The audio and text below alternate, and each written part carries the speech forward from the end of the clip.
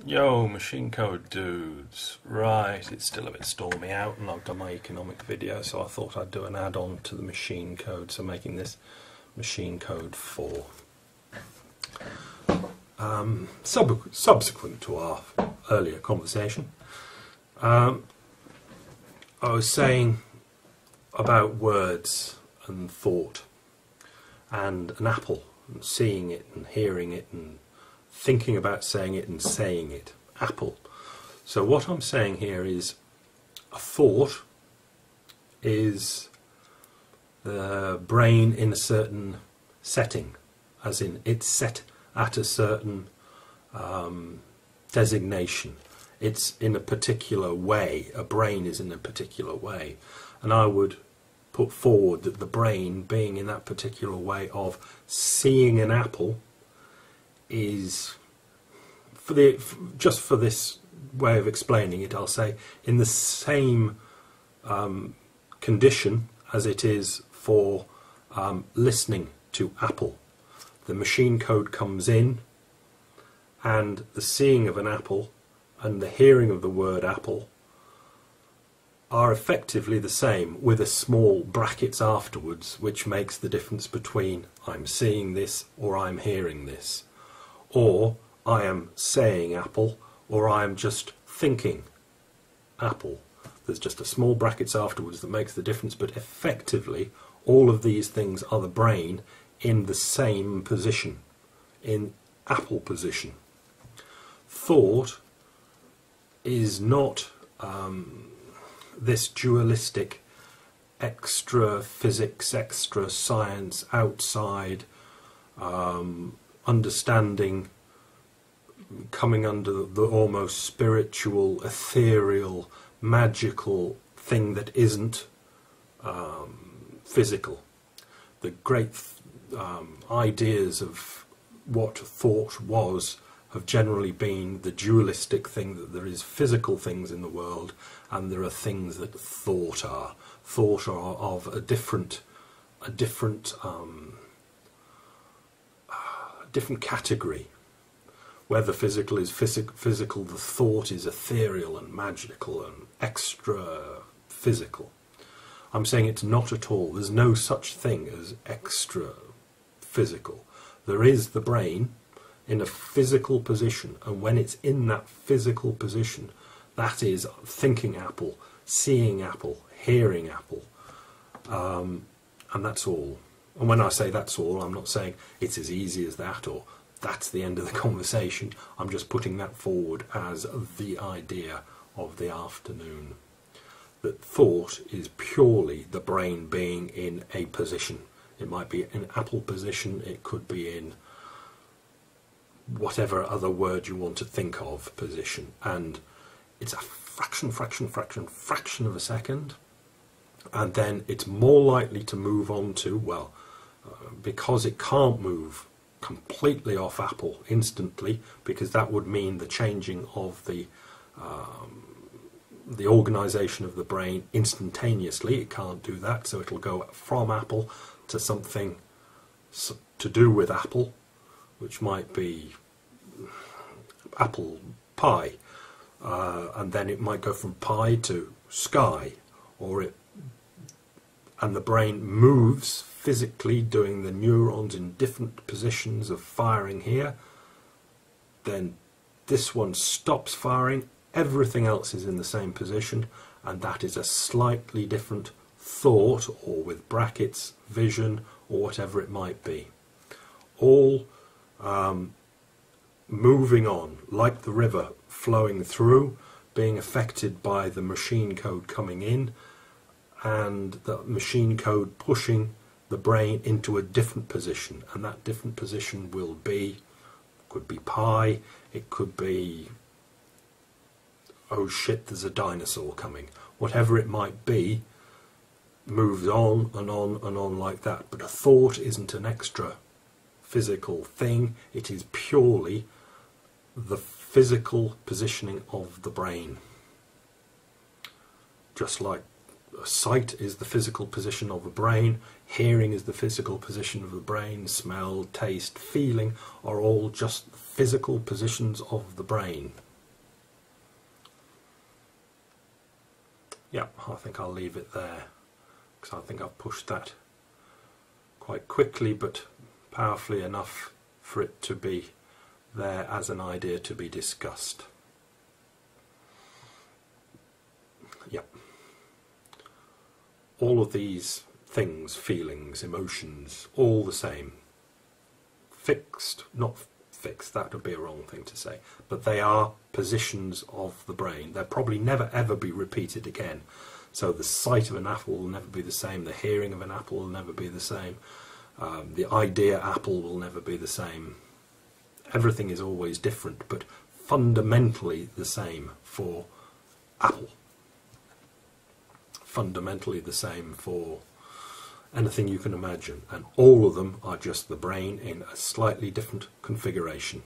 Different configuration means a different thing, is a different thing. The human being then is apple, is envy, fear, love, whatever it might be, pain, Chateau Petrus 74, whatever it might be at the time.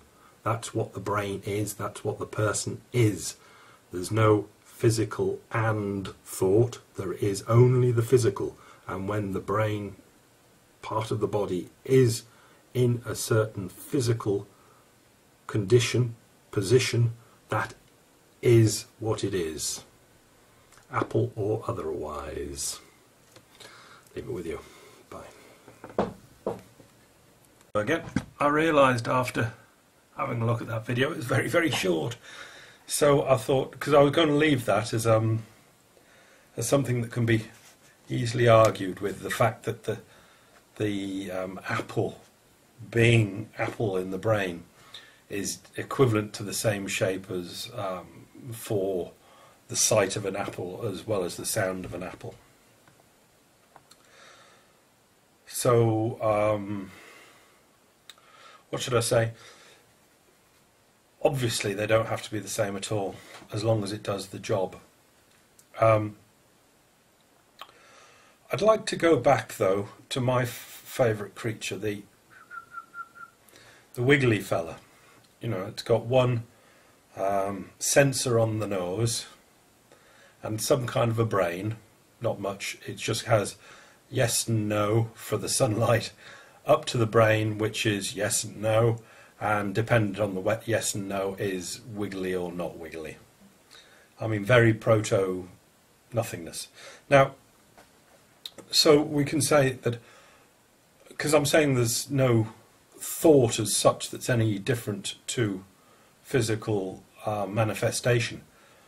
So we can say, well, the sunlight hitting the nose, it sends a, I'll stick to the same, electrochemical machine code impulse up to the central node, the brain, and the brain, dependent on whether it comes positive or negative, flicks the tail or not, the flagellum.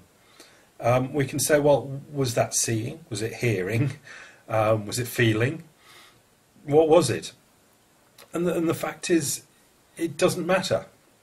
As it doesn't even matter in the human, because you get the idea, whoa, because you think about it quite quickly, that, well, you know, it'll be all different because, you know, seeing's different to hearing, but it's the same.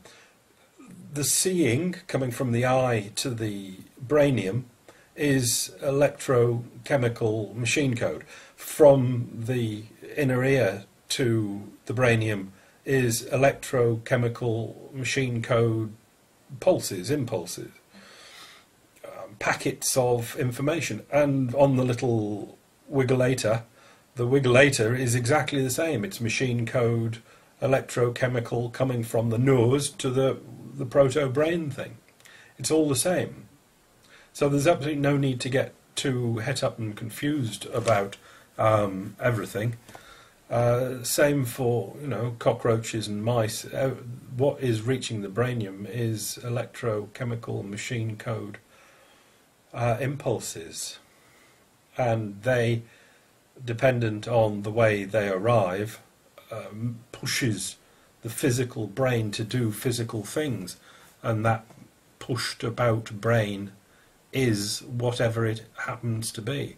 If consistency is efficiency for the evolution thing. But there is no consciousness as such any different from a brain being pushed around in different positions. There's no seeing or hearing that's any different from that. It's all the same as for the little proto-person. It's all the same, electrochemical machine code impulses pushing the brain into various configurations, and those various configurations are what we from the external describe as hearing, seeing, and all that sort of thing. It's one of those. It just happens to be that. Now, that sounds dead and blank and just an excuse to make an answer when there's no need, or whatever it might sound like. It doesn't sound right because we're so used to the idea that consciousness and seeing and hearing are so special things that the brain does. But they're not special things that the brain does, they're special things that the brain is. So if you want to have a stab against that, which everybody should, because it shouldn't sound natural to anybody, see what the prevailing memes of any talk down the pub or philosophical talk or scientific talk, evaluate them and what they say about what consciousness is and about what sight is and what hearing is, and see how wildly wonderful that sounds in comparison. So I'll leave that there. That's certainly enough for the day, although it is raining something chronic outside. Bye.